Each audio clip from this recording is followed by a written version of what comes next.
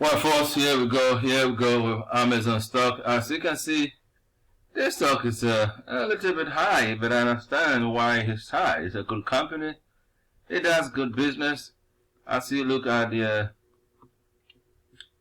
sales and look at their numbers, they do a lot of good works here. So positive numbers here. So I understand why this stock price is very high. But for those of you who wanted to get a chance to buy and have deep pockets, it's a time to buy. I'm expecting this thing to come and retest this level to the 2400 level, and then it will continue this journey.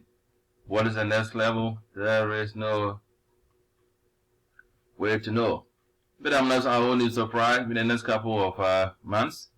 It goes all the way to the 30,000 stock level. So those of you who have deep pockets and you want to buy it, there is a pullback. Next week I'm expecting another pullback here to this level.